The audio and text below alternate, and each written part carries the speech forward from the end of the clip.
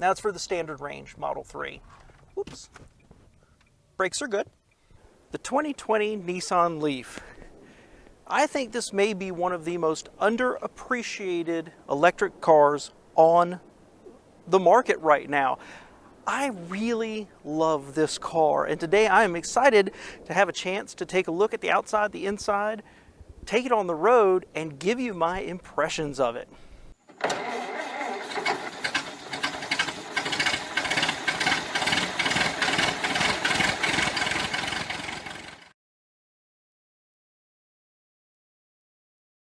All right, so welcome back to All Cars, y'all. I'm John, and I am super excited to be here with this Leaf. This is a 2020. This is an S model. It is the base level with the smallest battery pack.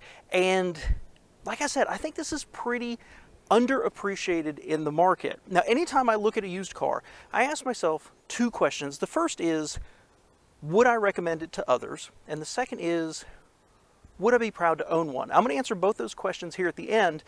But before we jump into it, let's talk about the Leaf for a minute. Now, while this is a 2020, Leaf is still on the market.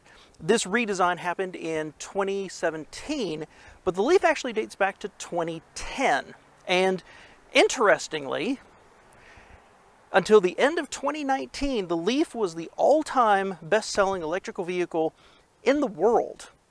And that's a little surprising. Nissan has been making electric vehicles on and off since 1946. So when they came out with this, they took a very familiar, useful hatchback shape, made it electrified, and pushed it out on the market.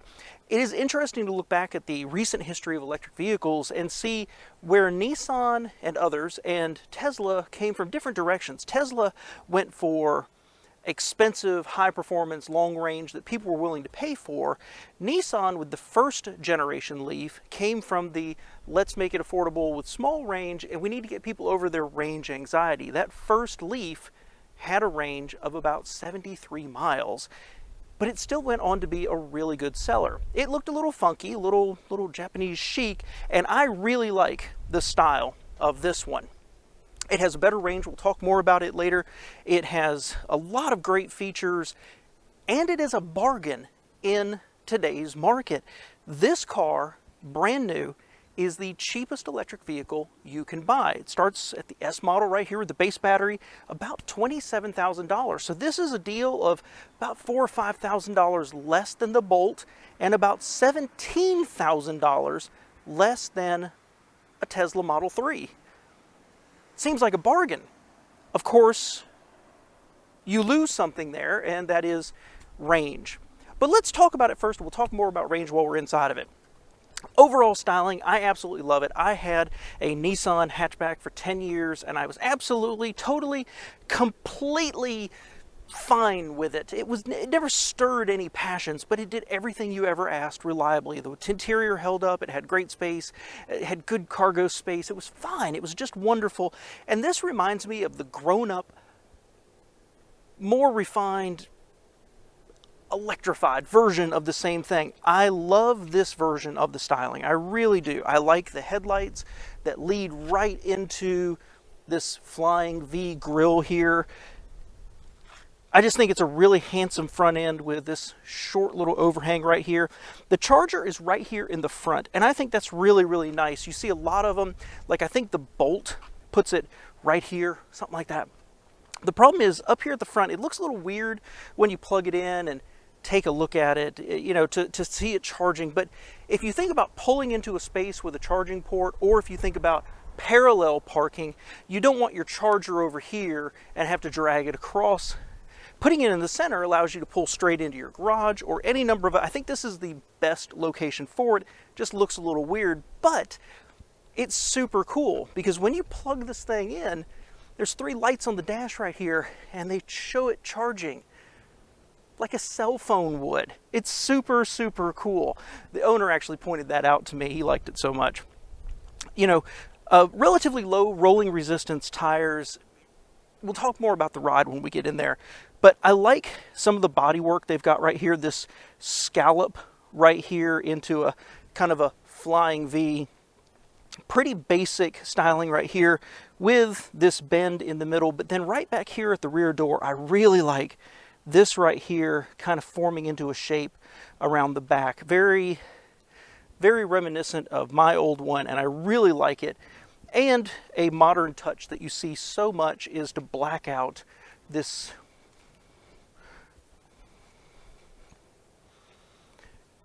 C-pillar back here, give you kind of a flying roof look. I like that. I like that. It's just a cheap plastic right there, but I like it. And then around the back, I dig this. I really do. I really dig the back of this car. It's got just a hint of the V right there. It's actually got some interesting shape around the Nissan logo here. And once you open it, you get into, if I can figure out how to open it, a really quite large area to put things. I didn't clean this out, so I could show you how much stuff actually squeezes back here with plenty more space.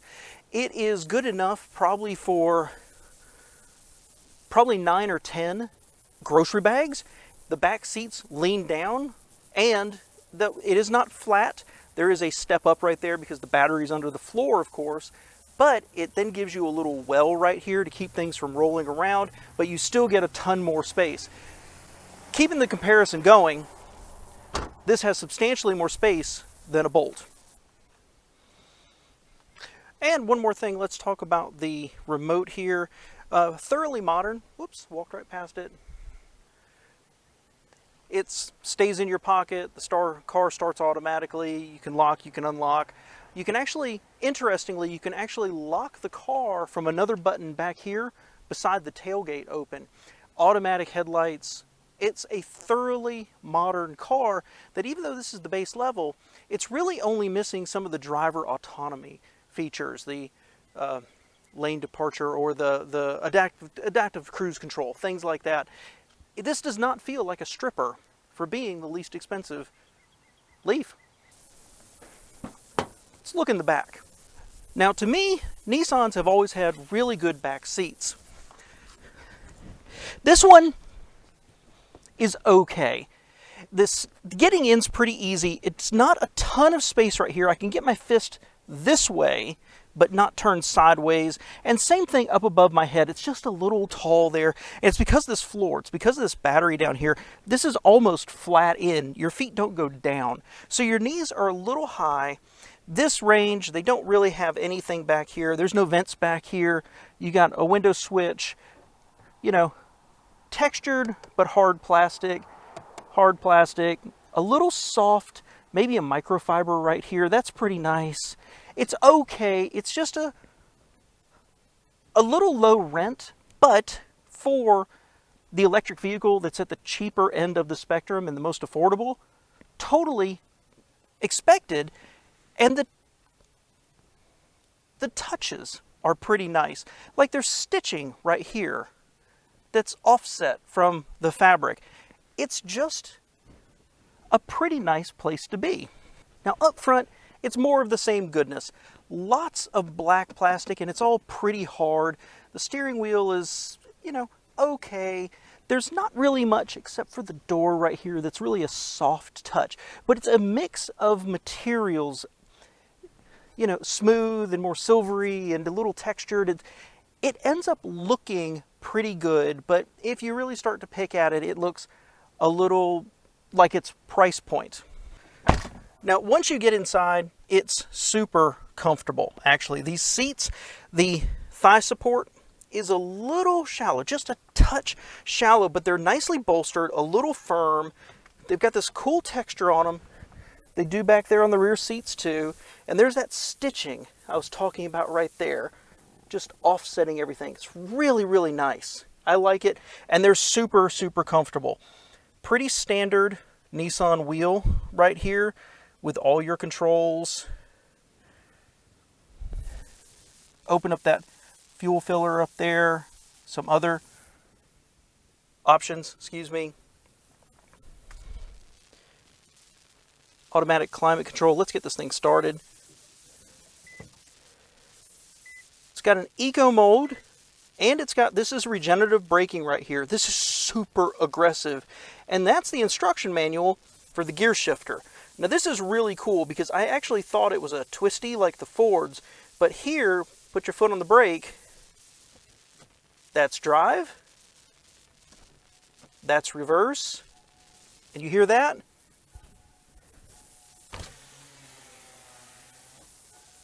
You hear that noise? It's actually a speaker outside playing a backup noise for you. So you can see what I mean here. Oh, it does have electronic brake down there.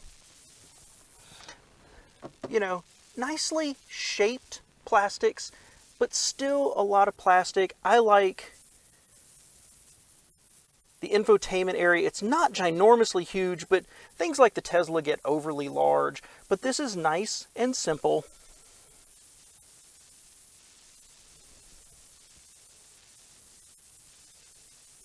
Oh, I should have shown you that. It does have a backup camera. It does beep when you back up.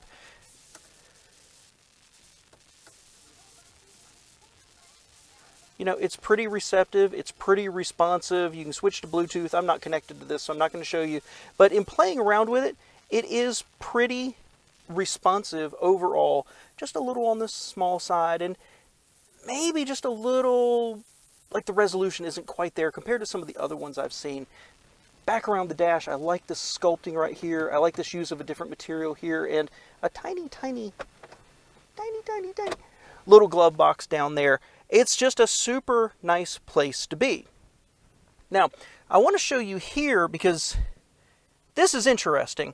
So, let me switch hands. Car has just over 11,000 miles on it. We're 99% full. It says it has 187 miles to go. This is 150 miles, 149 miles actually by the EPA standard, okay? The upgraded models, the Plus models, are only supposed to have about 215. This says we have 187. Let's take it for a drive. All right, so let's get this thing on the road here. I've got it on eco mode, but I've got the regenerative braking off. Now that is when you release the gas pedal,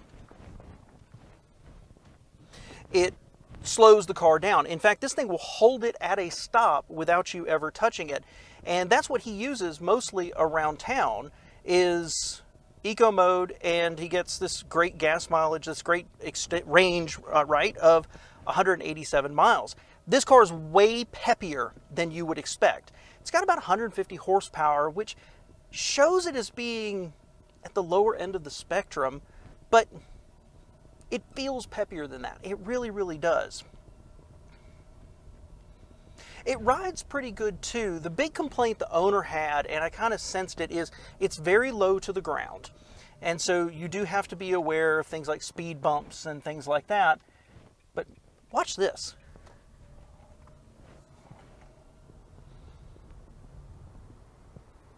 It feels peppier than I think the numbers indicate. And that's perfect because this is a city car.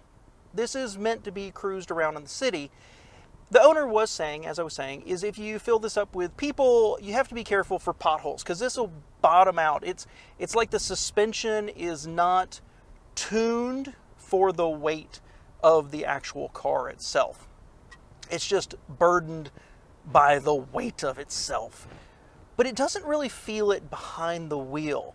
It feels substantial, but doesn't quite feel heavy. And I think that's because this electric motor produces all of its torque basically at zero. It feels peppier. And if you take off eco mode, I'm still in eco mode here. If you take off eco mode, this thing will scoot. It's not a sports car. It doesn't handle like a sports car, but it's got some get up and go. I really, really like it. And if you're looking at the spectrum of cars, this is getting a little old. It's getting a little long in the tooth. But I think it should be on your shopping list because it's way nicer than I think articles give it credit for.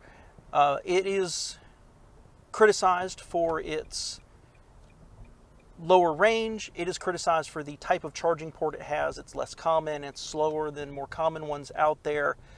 But if you're driving around town, and you're parking it at night, you're not taking long trips, this is wonderful. It's fantastic. It's so much fun.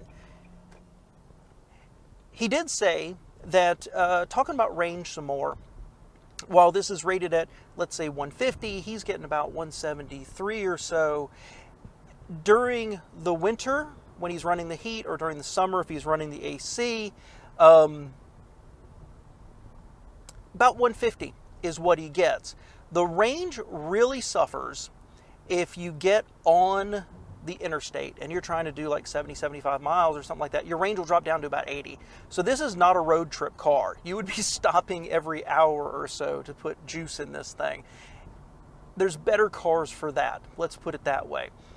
But for running around town, this offers a really good option. And that's where I think we need to be realistic with ourselves. If I needed something like this, and I was just running to work, running to the office, running to the store, and running back home where I could plug it back in, I don't need 300 or 400 miles, do I? It's that range anxiety that I have. But you know what? For something that I like this much, I think I might be able to get over it, because this is relatively a bargain compared to some of the other ones out there. Again, looking at the spectrum of EVs and what's for sale, this technically competes with the Bolt, the Nero EV, the Model 3 Tesla, and it falls in consistently at the bottom of all those. But if you really analyze what you need it for, how much range you need, is it worth the $17,000 extra dollars for a Model 3 that gets